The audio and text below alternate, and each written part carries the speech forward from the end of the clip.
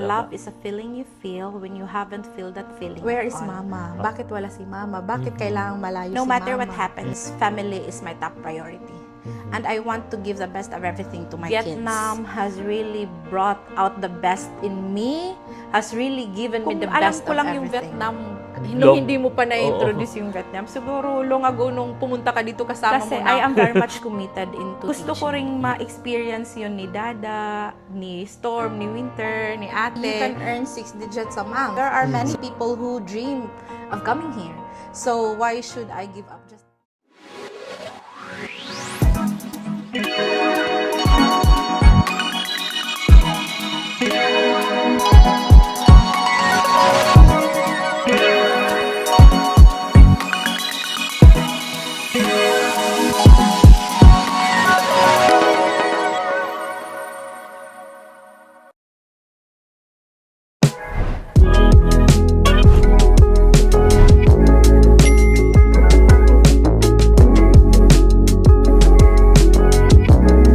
Hello everyone, it's me Dio, and welcome to our 4th episode of D&J Tambayan. So for today, it's a very special day since binisita tayo ng isa sa pinakamaganda kong cousin-in-law. It's no other than Ate Kate! Hello! Ate, hello! Kamusta? I'm good. Thank you for having me here. Yeah. So, 2 years ka na sa Vietnam. Kailan ka nga nag 2 years, ate? Last November 28. November 28, guys. So, kamusta naman yung pananatili mo dito sa Vietnam? So far, I can say it's fulfilling and a dream come true. A dream come true. Yes. Di ba nag-abroad ka na before? Yes, I was in Dubai For how long? for 7 years. So, ano yung pinagkaiba ng Dubai at saka Vietnam? First is the culture, the people. People in Vietnam are like Filipinos. They are warm, they are Yes. kind, and they are very welcoming. Hospitable, Yes, right? At yes. saka family-oriented din ng mga Yes. Vietnamese.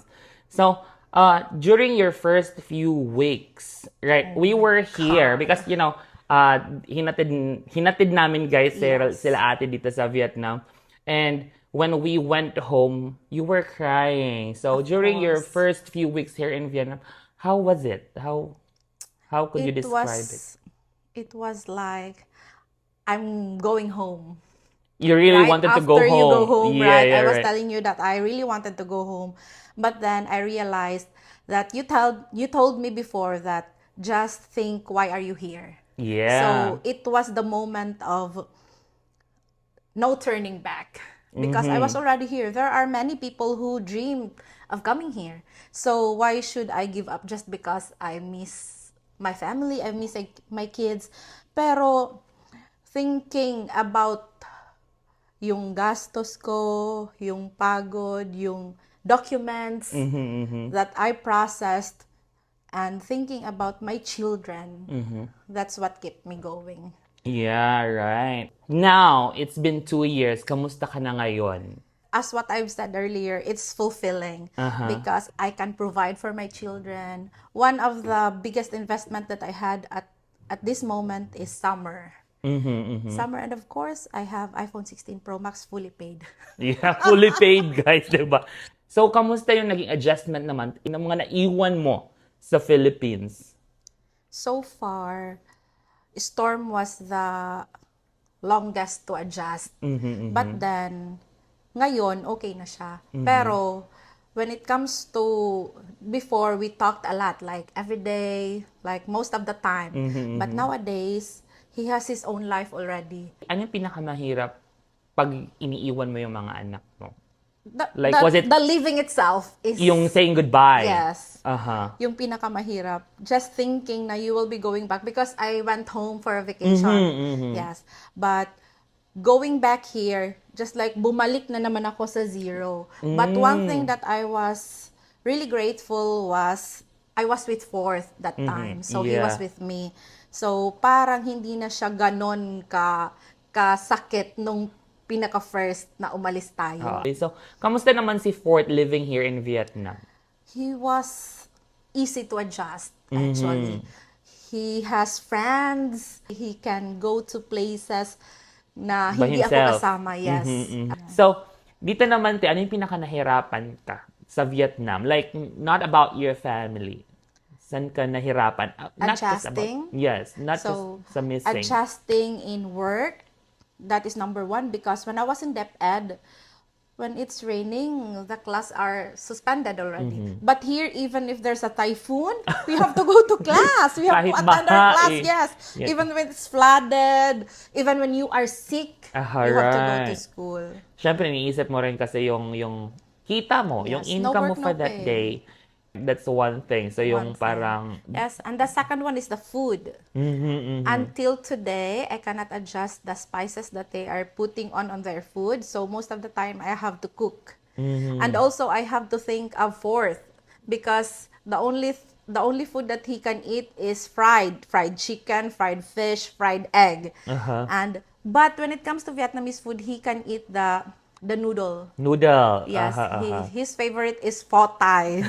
So, yes, he really loved it. But for me, it's nothing special actually. But for him, he really liked it. Pho Thai is the rice noodle. Yes, the right? rice noodles with the pho is The white noodle. one, yes. Yes, and What is his the favorite Thai? is it's a medium rare beef. Ah, okay, Yes. okay. Ikaw, ano yung favorite food mo? Me, Na Vietnamese food? Vietnamese food, maybe the fried rice. Fried rice. Yes. Oh, halos lahat sila fried rice. It's so amazing. The From- flavors, the color. From Joy to Lena to Ate Kate, lahat sila fried rice. Pinoy na Pinoy. Pero totoo, masarap siya, diba? Yes. And okay, do you have the third thing that nahirapan ka? Of course, commuting. Mhm. It was really hard for me because, as what I've told you before, I met too many accidents on the road because yung Grab driver are too reckless. And when you ride a bus, it will take forever. But then, no matter where you go, it's only 12,000 dong. Yeah, right. 12,000 is like 24 4 pesos, Yes, right? no matter where you go from north to south. And how long, like 1 hour, 2 hours sa ride ka, it still be 12,000, right? Yes. So, yun lang so far. Kamusta naman, te, yung sa work? Sa work mo? It's too easy. Mhm. Yes, like, because I was a teacher also in the Philippines, right? So, for me, it has never been this easy. Like, I have to work 4 hours a day, and I can work another part-time. I can find another part-time. So, mas malaki yung kita mo. And coming to work in the morning and coming to work in the evening, you have also a time for yourself, like midday. So, marami kang time para sa sarili. So how because ang dami nagtatanong na gusto talaga like magtrabaho in another countries, especially here in Vietnam and Thailand. So how different working in DepEd and working here in Vietnam? First, the salary. The salary. So, the salary, you can earn 6 digits a month.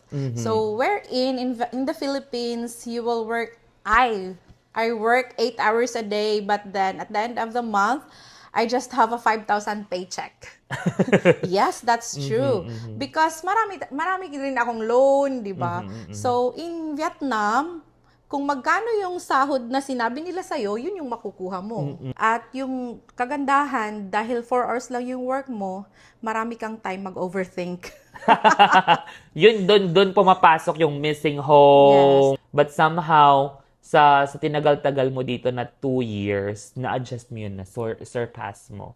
I cannot say na hindi pa rin ako bumabalik doon sa time na yun. But then, pag naiisip ko yun, one thing I realize is, I just need to send money. So, more importantly siguro, I just have to earn for me to go home. Pero as of this moment, wala pa ako sa point na yon. Yes. Even though I am dreaming of a family na magkakasama, pero sa ngayon, hindi pa talaga siya possible. But anyway, para din naman sa kanila yun. Yes. Diba? So, somehow, it will be possible. Kasi But syempre, I'm dreaming of my family coming here. Like, my kids studying here. Kasi, maganda kasi yung Vietnam and I want them to experience Vietnam. Vietnam is really beautiful. Yes, at ang bilis ng paglago ng Yes. Vietnam, right? Kasi, guys, for those who don't know me, 2014 ako pumunta ng Vietnam. At nung 2014, grabe, parang hindi pa siya ganun ka-progresibo. It's not really that progressive yet. But when I came back here last 2023 with Ate Kate and Sheila, hello to Sheila. Hi, happy birthday, Steph! Happy birthday! Happy birthday! Shout out! And of course, to Mary Fe! Mary Fe. Kailan ka babalik? So to Mary Fe, syempre, I was really shocked. I was really surprised that after just a few years, grabe ang daming pagbabago. And I'm pretty sure you will also say it, Ate, from the first time that you landed here, 2023, up until now, 2025, ang daming binago. Diba? Ang daming Yes. pagbabago. So, ganun sila kabilis, guys. Wala masyadong corruption. Even the buildings, even the buildings, Fort kept telling me, Mama, last week hindi pa yan ganyan. Why it's already suddenly tall? Matatapos na siya, may paint na siya. Just for how many weeks? Oh, yun nga eh. That's one good thing about Vietnam. And I think wala naman din sa atin nagsisisi na pumunta dito. Ikaw, te? No, No, hindi I talaga. never regret coming here. Though it was hard at first. Yes, of pero, course. It was hard, like, yung emotions mo very big. Mm-hmm. Like, every day I want to go home. Every day I wanted to buy a ticket. But when the time na may ticket na ako, dapat, di ba, uuwi na talaga ako, hindi ako sumakay ng eroplano. Kasi nag-sink in siya right after you went home. Doon siya nag-sink in na parang, hala, ako na lang yung nandito. Tapos, after how many days, umuwi si Sheila. So, nung umuwi si Sheila, nagka-anxiety talaga ako. Like, the sound of the aircon makes me crazy. The tick of the clock makes me cry. So, it was really hard na mag-isa na lang ako. Because I was with Mary Fair that time, but she was like an hour away from me. Pero, nung nagkita kami ni Mary Fair, parang, ay, salamat na ano na naman siya. Okay Bumalik- na naman ako. Oo, bumalik na okay naman na yung parang ano mo, state of na-recharge na mind. naman ako. Tapos, after how many weeks doon, nag-breakdown ako. Tapos, di ba, binilhan ako ng ticket for April. I was really, naka-mindset na talaga ako na uuwi Uuwi na. ako. Yes. Uuwi na. But then, when I arrived Hanoi, When you transferred. Yes. Because I was in Ningding that Uh-huh. time. So, when I arrived Hanoi, I tried to apply in my current school. So, the kindergarten. And I was hired. So, parang sabi ko, this is one way of God telling me na Hindi pa. hindi pa Hindi pa time na time. umuwi ka. So, parang it was a redirection. So, I embraced that changes.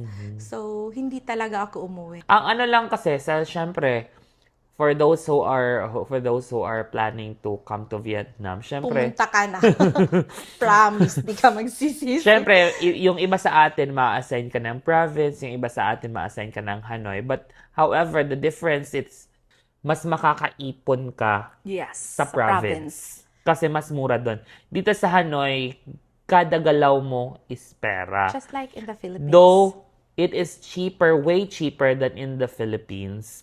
Okay, so we are down to our segment, what we so-called ito, mahiwagang Oh salamin. my gosh. Okay. May mga words tayo dito, ate. I know you've seen our videos. Some of the words also. Nakita mo na yung videos natin previously, right? So, Yes. ganun lang yung gagawin mo. Bubunot ka and then you'll just have to open.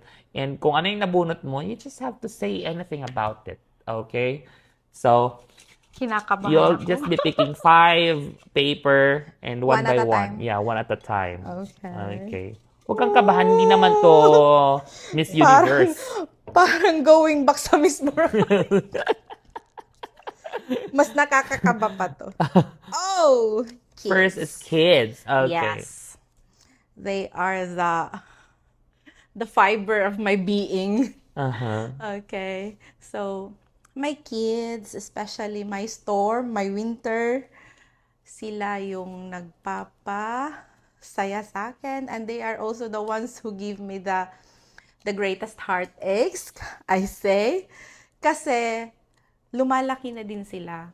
And I know that they need mother. So, dati kasi nung na-abroad ako, okay lang sa akin kasi wala pa sila. But now, it's really different having children away from you. You've got 4. Yes, I've got Yes. 4. Uh-huh. And, pero yung 3 yung kasama ko. But then, going back to my children, iba yung wala yung nanay nila. There were times na, di ba, may ganap sa school, may sakit sila, accidents happen, and I was not there for them. And kahit sila, nararamdaman nila yung parang wala yung nanay nila, yung mga, where is mama? Bakit wala si mama? Bakit kailangang malayo si mama? So at a very young age, they're already asking me that questions. Di ba si Fort, when Fort was left behind, nagkasepang siya. So he was really questioning why I have to go, why not Dada.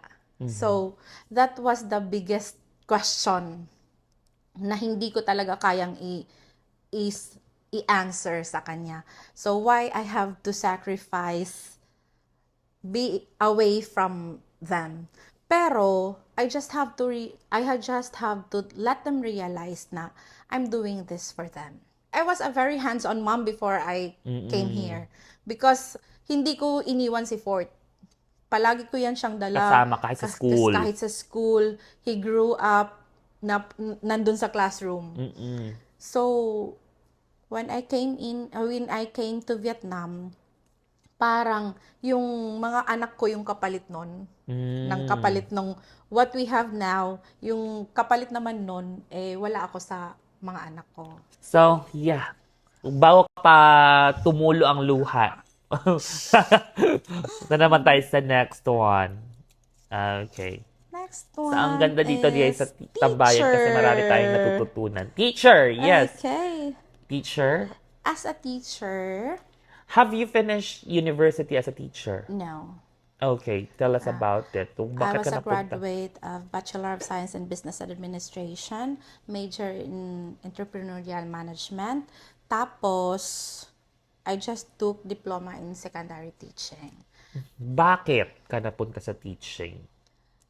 Siguro it was my calling, I think. Yes, kasi teaching was very easy for me, knowing that I don't have a background, 'di ba? Tapos pagkatapos ko ng diploma in teaching secondary, hindi pa nga ako graduate, napasok na ako sa DepEd. DepEd. Yes, so I think para talaga ako sa teaching. And also, I have the passion to the kids. Hindi ko masasabi na I'm a very good teacher, pero when it comes to learning, I want them to learn everything from me. Ayoko ng batang may naiiwan. Yes. Kasi I am very much committed into teaching. Even here in Vietnam, hindi ko gusto na yung, di ba we have Trackers. Yes. Tsaka may mga assistant tayo na I don't want her to tackle the grammar. Kasi gusto ko, nakafocus ako doon. At saka parang ayaw mo mag-move to the next lesson pag hindi nila naiintindihan. Yes. Oo. Kasi di ba dito tayo, pagka next meeting, ibang lesson na. Dapat ibang lesson na. Ganun din ako. Oo, bumabalik at bumabalik talaga ako. Next, we are on the third, diba? Ang bilis lang. Nasa third na tayo. Future! Okay, yeah, we'll be talking about future. Okay. I'm really looking forward to future wherein I am with my family already. Pangarap ko talaga siya na mabuo ulit kami. And when that time comes, parang gusto ko nandito muna kami sa Vietnam. To let them experience. Yes, the life. Because palagi ko tong sinasabi kay Fort na ikaw yung nakaka-witness my day-to-day struggles here in Vietnam. And you are also the one who witnessed my happiest moments dito. How happy am I if I became a millionaire every 10th? Diba? Parang gusto ko ring ma-experience yun ni Dada, ni Storm, ni Winter, ni Ate. So I want them also to come here and visit the wonderful country of Vietnam. So in the future, I'm really looking forward for us to be whole again as a family. At dito sa Vietnam una, Yes. right? Bago sa Philippines. Bago umuwi. Kasi syempre kailangan pa natin mag-save. Kasi pag uuwi tayo, kailangan may pera. Mayroon tayong Yes. baon, 'di ba? Kasi at least here, we are earning more than what we are earning in the Philippines. That's true. And another thing is, syempre, Philippines is nandun na, hindi naman siya ibig sabihin na nag-abroad tayo, hindi na natin mahal ang Pilipinas. Nag-abroad tayo is because for our family. Sa better future, 'di ba? So, at ang ganda din ng Vietnam, ang daming pwedeng puntahan. May enjoy ng mga bata, may enjoy ang kahit ng mga matatanda, kahit na tayo, 'di ba, nag-i-enjoy talaga tayo dito sa Vietnam. Though meron siyang mga kapalit. Kasi if I have known Vietnam Long years pa time ago. before, siguro matagal na ako nandito. Yes. Kasi aside from the fact that you are earning more than what you have in the Philippines, yung fact na parang life is very much easy here. Parang hindi problema yung hindi ka na problema ng bibilhin kasi it's very cheap. Hindi ka problema mag-commute kasi nandyan yung bus wherever you go. So, parang kung alam ko lang yung Vietnam, hindi mo pa na-introduce yung Vietnam, siguro long ago nung pumunta ka dito, kasama mo na ako. Oo, yun nga guys, kasi yung sinabihan ko kay sila Ate Kate nung time na after ko dito mag-work sa Vietnam, umuwi ako ng Philippines. What made me like try to promote Vietnam to the Burawanons is like, ang ganda kasi na na-experience ko and I really didn't want na ako lang ang makaka-experience nun. Kaya yun, sinabi ko nga sa inyo, sa iba mga kakilala ko na, why don't you try here, diba? Kasi ang Yes. ganda and you will be one of the living proof na ang ganda din ng talaga Yes, ng very Vietnam. much. And disclaimer ha, not all stories are the same. But as for me, Vietnam has really brought out the best in me, has really given me the best of everything. Yun yung kagandahan dito, no? Tapos ang ganda pa dito, guys, fun fact about money, hindi na sila gumagamit ng cash. Minsan Yes. na lang, they really have that QR code na kahit sa mga palengke, Yes. sa mga motorbike drivers, and kung saan ka pa pumunta, kahit yung Kahit mga yung pungko-pungko lang sa vendors daan. sa daan, naka-QR code. So, cashless Yes. na sila dito, guys. So, hopefully, ganun din ang mangyari sa Philippines. And even Fourth has been using that kind of, Pagbibili. yes. QR May code QR nila. lang talaga siya, may bank details siya kasi he has Visa naman. So, we opened an account for him. So, ngayon nga, nadala niya yun. But then, he was really happy that he can buy his own food. Uh-huh. Yes, because Through he has- QR. Ang saya ng he mag-QR. has monthly allowance. Pag 10 na tuwang-tuwa na yan siya kasi wow mama, I will be having my allowance today. So pag 10 na yan, ita-transfer ko na yung allowance niya for the whole month. So parang kaya na niyang bumili ng kahit na anong gustuhin niya. So that's one thing na parang ikinatutuwa talaga niya dito sa Vietnam. And he can buy everything that he wanted. Kasi mura lang siya. Sabihin natin may 500 siya for 1 month, hindi pa yan niya nauubos. Kasi ang mura. Tapos, bababa lang siya ng building, doon ang dami ng shop. Oo. Diba? So, hindi na niya kailangan sumakay, hindi niya na kailangan pumunta kung saan-saan. Okay! For the fourth, friends. Yun, doon naman tayo sa friends. I have a very limited number of friends. So, hindi siya masyadong parang Big circle. I always keep my circle small. So, when I came to Vietnam, kasama ko din pa din naman yung BFF ko because you can count it on my fingers kung ilan lang yung friends ko. So, it's never a big deal for me. At saka ang ganda din ng kasi ng like ang small lang ng circle mo pero lahat sila totoo. Yes. 'Di ba? Kasi anong silbi ng ang daming friends pero may mga ilan na hindi totoo. Yes. 'Di ba? So, have you ever fought with Sheila before, your BFF? Like Petty things. petty things lang. Hindi kami pwedeng mag-away kasi alam namin lahat ng baho ng isa't isa. Diyos ko, nakakatakot. So, wala pa so far. She has been there through my darkest and through my brightest days. And are you looking forward to be reunited again here in Of Vietnam? course, I miss her so much. So, ano yung message mo sa kanya? Halika na dito. Bumalik ka na. So, really, one thing that I'm dreaming of is for you to come back here in Vietnam because alam mo naman na maganda talaga yung Vietnam when it comes to money, to the place, to the people na nandito. At andito na rin yung husband niya. Yes, his Right. husband is working with me. We are working in same school. So, well, we are down to the last word. Yes, matatapos na. Ilang oras na nga tayo. Oh. It is past. So, last word is past. Okay, 2023, I arrived in Vietnam. But then 2023 also was the darkest year, hardest, and I also realized how strong I was in that year. So, parang very big emotion siya na nag-mix na. But then, I'm always grateful for year 2023 because it taught me a lot of lesson and I grew into The woman who you are today.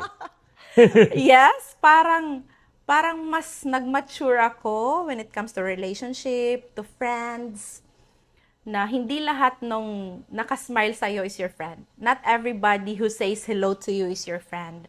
So, parang it taught me a lot of lessons, yes. Ang dami kong pinagdaanan ng 2023. Yes, and ayokong balikan yung time na yon. Parang ayoko siyang balikan, but then gusto ko siyang tumatak. Okay. Yes. Kasi it made you stronger. Yes, I realized how strong I was for my family and for the people I love. And also, this was the time of the year na na-realize ko din na I have real friends with me. Yes, na parang no matter what happens, they got my back. Oo. At syempre, yun yung year na pumunta ka ng Vietnam. So, I could say, based sa story mo, that year 2023, your world turned 360. Not just 360. More than- ano pa siya. May ito-turn pa ng May todo. ito-turn pa, Uh-huh. yes. Because of that Incident. kaya ako nandito. Parang yun yung escape ko. Para ma-realize ko kung ano talaga yung gusto ko or kung kaya ko talagang ipaglaban yung gusto ko. But then it made me realize that no matter what happens, family is my top priority. And I want to give the best of everything to my kids. Also, to my husband, I realized how deep love can be. 'Di ba? Yung parang ibibigay mo na yung lahat. Tapos at least na-reciprocate siya. Na-realize din niya yung struggles, na-realize din niya kung gaano ako kaimportante sa buhay niya. But then, going back, it's kung ngayon ko siya iisipin, parang wala na. Parang ano na lang siya, part of our past and part of yung part ng relasyon namin na ganon. Kasi sabi nila hindi mo daw malalaman kung gaano ka ka-strong if hindi mo pagdadaanan. Yes. That's right. I'm not happy na pinagdaanan namin yon, but then at least na-surpass namin yon with flying colors. Yun yung maganda kasi we learn. Yes. We learn from those The things. lessons. And we grow. At saka, hindi rin naman, actually, yung past, hindi natin siya pwedeng kalimutan. Hindi natin siya Yes. pwedeng kalimutan kasi yun yung drive natin, yun yung fuel natin to the future. Right? Kaya tayo ganito ngayon, it was because of our past. I agree. Diba? Yes. It was because of our past. So, parang because of that, parang I realized na, ay, ang haba-haba pala ng pasensya ko. Ay, ganito pala dapat yung love. Ay, ganito pala ako magmahal. Yes. Kasi, di ba, ang sabi nila, love is blind, and saka, love can move mountains, di ba? Yun yung napapagtutuhanan talaga natin, napapatutuhanan talaga natin. Na kasi, before, hindi tayo naniniwala sa mga ganon na you can do things, di ba, na ganito. I Kasi, never expected na kaya kaya kong mo, gawin diba? yun. Yes. But because you are loving, kaya tinawag na love is the greatest feeling. Kasi nagagawa mo ang hindi mo na-imagine na kaya mong gawin. Yes. Kaya great talaga siya. Diba? Love is a feeling you feel when you haven't feel that feeling at all.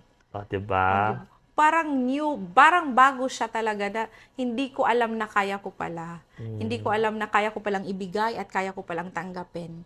But I cannot say na kaya kong kalimutan yon. No, I will never forget it.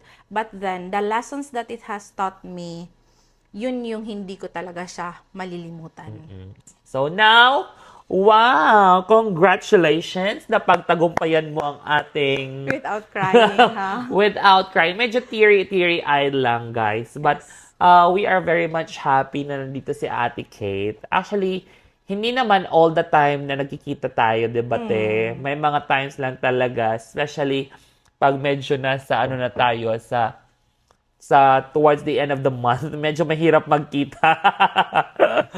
Yes. Pero, yun nga, hindi naman tayo masyado nag-uusap Hindi din. din mamatch yung time But natin. every time na nagkikita-kita tayo together with our other friends here in Vietnam, ganun, ang saya. Yes. It's really fun. It feels like home. Pero, ang saya ng life dito sa Vietnam, guys. So, if you are planning to move to another country, to work, or to live in another country, dapat ang Vietnam nasa top 10 list nyo. Yes. Hindi man siya top 1 kasi I know that you will say, nandun yung America, nandun yung Australia, nandun yung UK. Ang daming magaganda, Japan, Korea, but of course, dapat nasa listahan ang Vietnam. Yes, Vietnam is just 3 hours away from the Philippines. Oo, so kapag ang bilis umuwi kung gusto mong umuwi. Yes, that's right. At saka hindi ka mahihirapan mag-adjust kasi Vietnamese are the warmest. Parang katulad lang din natin. They are family-oriented. Ang napaka-happy-go-lucky din ng mga Vietnamese. At saka madaling madaling makamingle. At ang mura dito sa Vietnam. Yes. Though ang mura din ng Thailand. No, compared to Thailand, 'di ba we were in Thailand before. So parang mas gusto ko talaga yung vibe ng Vietnam. The fact na may winter dito. Yes, look at my skin. Charot. So, thank you so much, Ate. Thank you for And having I know me. that it's already late, but napagtagumpayan natin ang interview. At for those who are watching, thank you so much to all your love, for all the love that you are giving to us, and also even to our guests. Ang saya kasi natutuwa din yung mga guests namin. And even my mom, nakausap ko siya kaninang umaga, and she was telling me like, hindi ko pa napanood yung 3rd episode niyo. Tapos, Looking forward. Yung 2nd episode, I was crying watching Joy. And sabi ko, panoorin mo na yung 3rd, si Lena, and then because susunod na si Ate Kate. And sabi niya, sige, today, papanoorin niya si Lena. So, it's not just about the chika that we're doing here. It's about that you learning from their stories. Yun yung kagandahan.